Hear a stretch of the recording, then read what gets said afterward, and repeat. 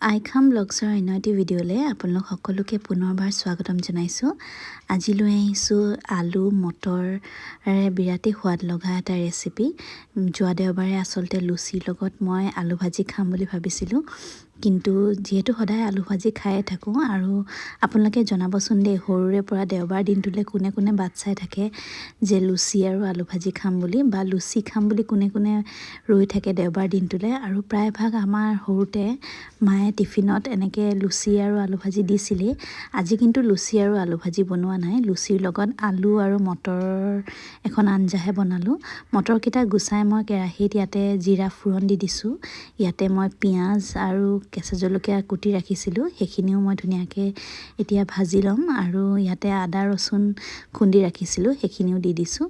অলপ সময় যেতিয়া ভজা ভজা হৈ যাব, ইয়াত মই কাটি থোৱা আলু দি দিম। কিউব আকাৰত কাটি লৈছিলোঁ, অলপ ডাঙৰ ডাঙৰকৈ কাটিছোঁ। আপোনালোকে সৰুকৈ দিলেও দিব পাৰে, সোনকালে সিজিব। নহ'লে যদি বইল আলু ব্যৱহাৰ কৰিম বুলি ভাবে, বইল আলুও ব্যৱহাৰ কৰিব পাৰে, কিন্তু পানীখিনি পেলাই নিদিব। পানীখিনি পেলাই দিলে আলুৰ যোনটো সোৱাদ থাকে সেইটো গুচি যায়। আৰু মই ইয়াতে কিন্তু কেঁচা আলু ব্যৱহাৰ কৰিছোঁ। ইয়াত মই এতিয়া মছলা অলপ দিম, বেছি মছলা নিদিওঁ বাৰু, অলপ জিৰা গুড়ি দিছোঁ। আৰু জিৰা গুড়ি দিয়াৰ পিছত ইয়াতে মই জলকীয়া গুড়ি অলপ দিম, নিমখ হালধি দি দিম। আৰু ধুনীয়াকৈ গোটেইখিনি মছলাখিনি ফ্ৰাই কৰি ল'ম। যেতিয়ালৈকে কেঁচা গোন্ধটো গুচি নাযায় তেতিয়ালৈকে মছলাখিনি ভাজি ল'ম। আৰু মছলাখিনি ভাজা হৈ যোৱাৰ পাছত যোনখিনি মটৰ আমি গুচাই ৰাখিছিলোঁ, সেইখিনি মটৰ মই ইয়াতে দি দিম।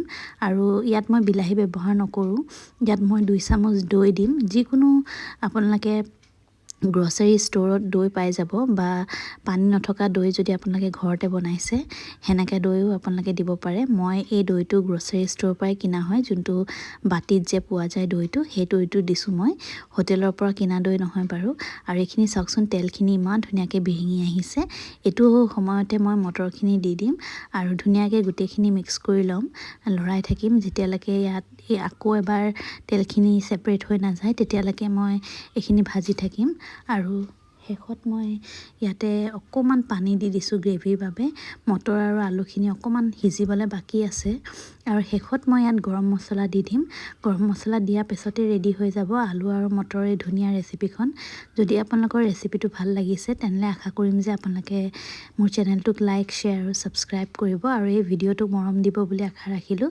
এতিয়া পৰিৱেশন কৰি দেখুৱাইছোঁ যে লুচি আছিলে, আলু ভাজি, আলু মটৰ আৰু ঘুগুনি আছিলে। সেইখিনি আলহী আহিলেও আপোনালোকে ধুনীয়াকৈ খুৱাব পাৰিব। আৰু আজিলৈ আহিছোঁ তেনেহ'লে, বাই। যদি ভাল লাগিছে ভিডিঅ'টো লাইক কৰিব, শ্বেয়াৰ কৰিব আৰু ছাবস্ক্ৰাইব কৰিব।